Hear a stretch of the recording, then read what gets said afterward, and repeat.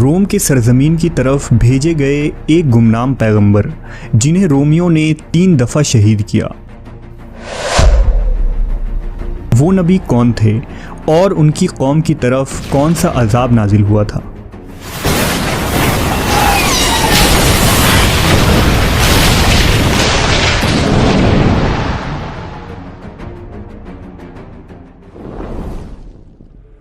روایتوں کے مطابق حضرت جرجیس علیہ السلام ملک شام یا روم کے کسی جگہ پیدا ہوئے تھے، اور یہ حضرت عیسیٰ علیہ السلام سے کچھ عرصہ پہلے کا زمانہ تھا۔ اس وقت اہل روم پر دادیانہ نامی بادشاہ کی حکومت تھی۔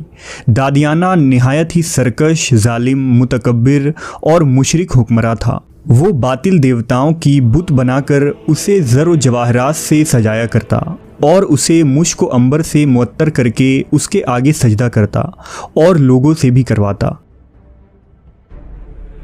جو شخص بھی اس کے بنائے ہوئے بت کے آگے سجدہ کرنے سے انکار کرتا وہ اسے آگ میں زندہ پھینکوا دیتا، لہٰذا اہل روم اس کے خوف و دہشت کے سبب اس بت کے آگے سجدہ کیا کرتے تھے۔ لہٰذا اس ظلم و جبر کے ماحول میں اللہ نے جرجیس علیہ السلام کو اپنا نبی بنایا اور انہیں بادشاہ دادیانہ کے پاس جا کر حق کی دعوت دینے کا حکم دیا۔ چنانچہ حضرت جرجیس دادیانہ کے دربار میں حاضر ہوئے اور اسے خبردار کرتے ہوئے فرمایا، اے دادیانہ، بت پرستی چھوڑ دے، اس خدا کی عبادت کر جو زمین و آسمان کا بنانے والا ہے، جو تمام جہانوں کو رزق دیتا ہے۔ دادیانہ نے جواب دیا، اے جرجیس، اگر تیرا خدا اتنا ہی طاقتور ہے تو کیوں تیرے خدا نے تجھے دنیا کی دولتوں سے محروم رکھا ہے، اور ہمارے خدا یعنی بتوں نے ہماری عبادتوں سے خوش ہو کر ہمیں سلطنت و بادشاہت عطا کی ہے، اور دنیا کی ہر نعمت مجھے حاصل ہے۔ اس پر حضرت جرجیس نے فرمایا، دنیا کی زندگی اور دولت کو بقا حاصل نہیں، اور جس زندگی کو بقا حاصل ہے وہ اس سے کئی درجے بہتر ہے۔ دادیانہ نے کہا، وہ کون سی دولت و زندگی ہے؟ آپ نے فرمایا، وہ نعمت جنت کی ہے جہاں ہمیشہ کی سرداری ہے۔ اس نے کہا، وہ جنت کس طرح حاصل ہوتی ہے؟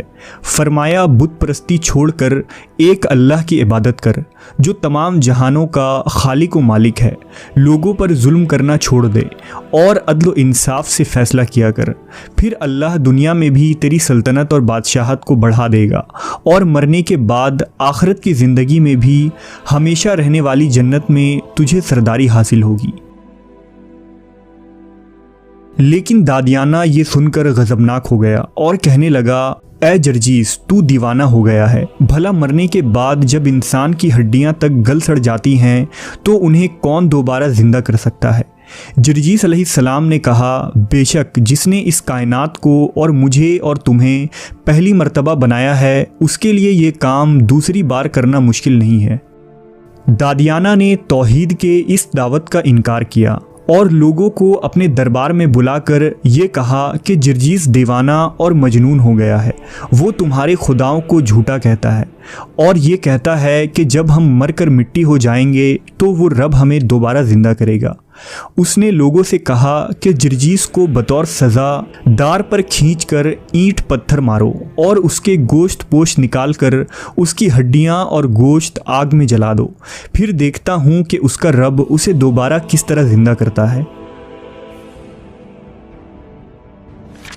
چنانچہ روم کے کافروں نے ایسا ہی کیا اور انہوں نے لوہے سے بنے اوزاروں سے حضرت جرجیس کے جسم سے ماंس کو الگ کر دیا اور پھر ہڈیاں اور گوشت کو آگ میں پھینک دی۔ دادیانہ بڑے غرور و تکبر سے اس منظر کو دیکھ رہا تھا اور یہ کہہ رہا تھا کہ اے جرجیس، اب تم اپنے رب سے کہو کہ تمہیں دوبارہ زندہ کرے۔ تب ہی اچانک ایک معجزہ ظاہر ہوا اور جرجیس علیہ السلام نے آگ کے اندر سے پکار کر کہا کہ بے شک اللہ ہی معبود برحق ہے۔ بادشاہ یہ سن کر حیرت زدہ رہ گیا اور کہنے لگا کہ اے جرجیس، تو دوبارہ کیسے زندہ ہوا؟ آپ نے فرمایا، مجھے اللہ نے دوبارہ زندہ کیا ہے، اور جب تک وہ نہ چاہے تم مجھے ذرا بھی نقصان نہیں پہنچا سکتے، پس کلمہ پڑھ کر اللہ پر ایمان لے آؤ اور کفر سے توبہ کر لو۔ لیکن دادیانہ اپنے کفر پر قائم رہا۔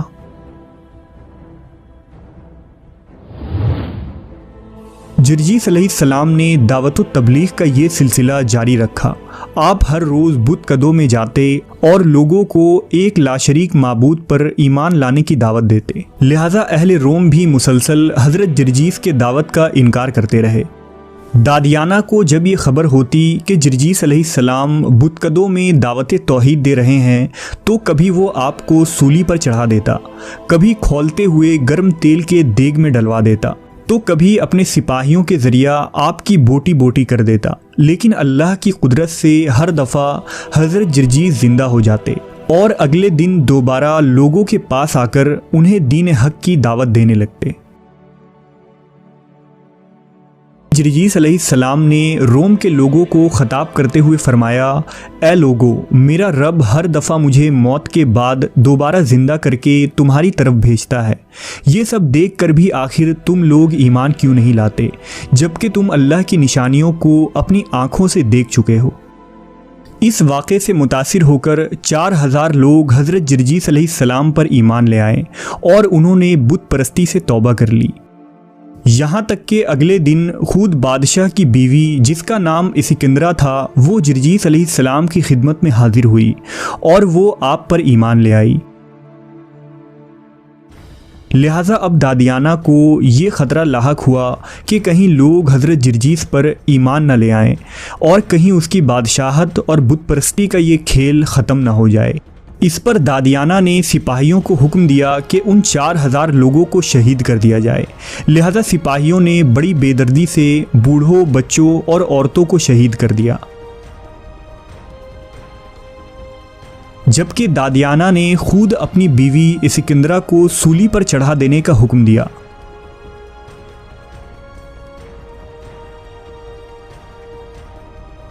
اس المناک منظر کو دیکھ کر حضرت جرجیس علیہ السلام نے آسمان کی طرف رخ کیا اور دعا فرمائی، 7 برس سے میں یہ رنج و تکلیف اٹھا رہا ہوں، آج تو اپنا وعدہ پورا کر دے، میں ان کافروں سے عاجز آ چکا ہوں، ان کافروں پر اپنا عذاب نازل فرما دے۔ پس جرجیس علیہ السلام جیسے ہی دعا سے فارغ ہوئے، اللہ کی آتش غضب آسمان سے نازل ہونے لگی، خوفناک بجلیاں چمکنے لگی اور آسمان سے آگ برسنے لگی۔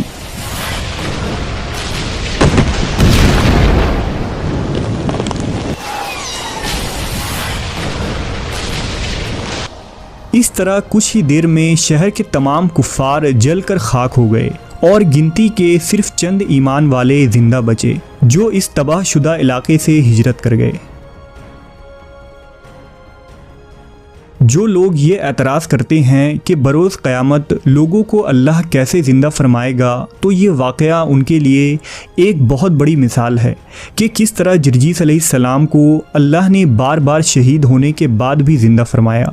اللہ ہر چیز پر قادر ہے، وہ جس طرح زندگی دیتا ہے اسی طرح روز محشر انسانوں کو زندہ کرے گا۔